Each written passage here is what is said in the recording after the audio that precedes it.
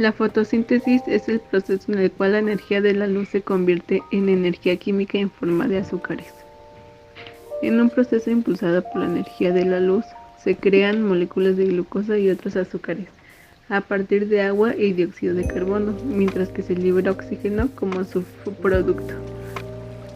Las moléculas de glucosa proporcionan a los organismos dos recursos cruciales: energía y carbono fijo, orgánico. Energía. Las moléculas de glucosa sirven como combustible para las células. Su energía química puede obtenerse a través de procesos como la respiración celular y fermentación, que genera trifosfato de adenosina, ATP, una molécula pequeña portadora de energía para las necesidades de energía inmediatas de la célula. Carbono fijo. Cuando el carbono de dióxido de carbono, carbono inorgánico, se incorpora a moléculas orgánicas, este proceso se llama fijación de carbono, mientras que el carbono de moléculas orgánicas se conoce como carbono fijo. El carbono que está fijo y se ha incorporado a los azúcares durante la fotosíntesis puede utilizarse para crear otros tipos de moléculas orgánicas que necesitan las células. ¿Dónde ocurre la fotosíntesis? Las plantas son los autótrofos más comunes en los ecosistemas terrestres. Todos los tejidos verdes de las plantas pueden fotosintetizar, pero en la mayoría de las plantas, la mayor parte de la fotosíntesis ocurre en las hojas. Las células de una capa intermedia de tejido foliar llamado mesófilo son el principal lugar donde ocurre la fotosíntesis. En casi todas las plantas hay unos pequeños poros llamados estomas en la superficie de las hojas, los cuales permiten que el dióxido de carbono se difunda hacia el mesófilo y el oxígeno hacia el exterior. Cada célula mesófila contiene organelos llamados cloroplastos, que se especializan en llevar a cabo las reacciones de la fotosíntesis.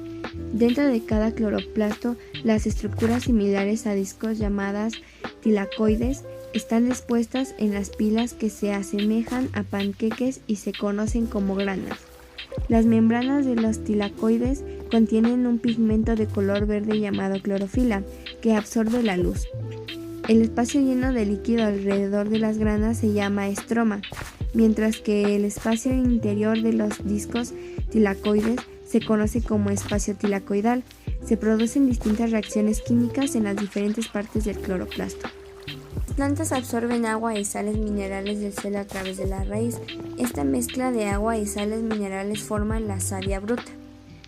Después la savia bruta se transporta a través del tallo hasta las hojas. Luego, en las hojas la savia bruta se transforma en alimentos gracias a sustancias que toma el aire y a la luz del sol. Este alimento se llama savia elaborada. Y por último, desde las hojas la savia elaborada se distribuye a todas las partes de la planta a través del tallo. La importancia ecológica de la fotosíntesis. Los organismos fotosínticos como plantas, algas y algunas bacterias cumplen una función ecológica clave. Introducen energía química y el carbono fijo en los ecosistemas mediante el uso de la luz para sintetizar azúcares, dado que producen su propio alimento, es decir, fijan su propio carbono con la energía de la luz. Estos organismos se llaman fotoautótrofos, literalmente organismos que se alimentan a sí mismos al utilizar la luz. Los seres humanos y otros organismos que no pueden convertir dióxido de carbono en compuestos orgánicos se llaman heterótrofos, que se nutren de otros. Los heterótrofos deben obtener carbono fijo consumiendo otros organismos o sus derivados. Los animales, hongos y muchos procariontes y protistas son heterótrofos. Descripción general de reacciones dependientes de la luz. Las reacciones dependientes de la luz usan la energía lumínica para formar dos moléculas necesarias para la siguiente etapa de la fotosíntesis: la molécula de almacenamiento de energía ATP y el portador de electrones reducido NADPH. En las plantas, las reacciones de la luz ocurren en la membrana de los tilacoides de organelos llamados cloroplastos.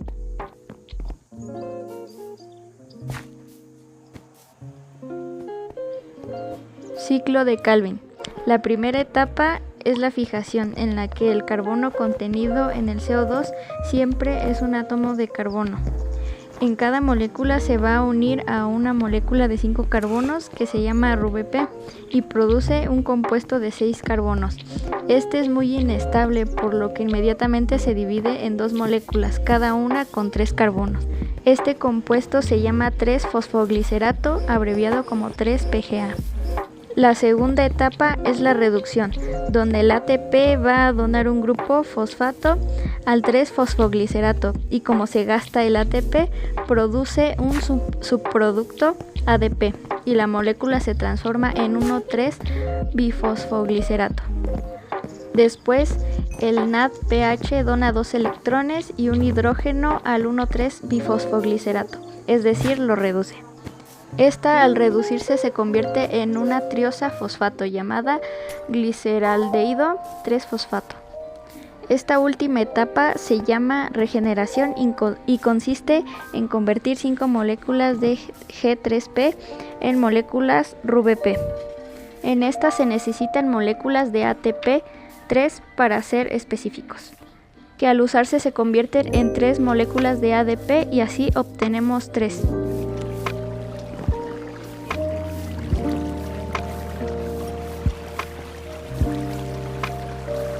Tres moléculas de RuBP que van a reaccionar con 3 moléculas de CO2 y continuar el ciclo.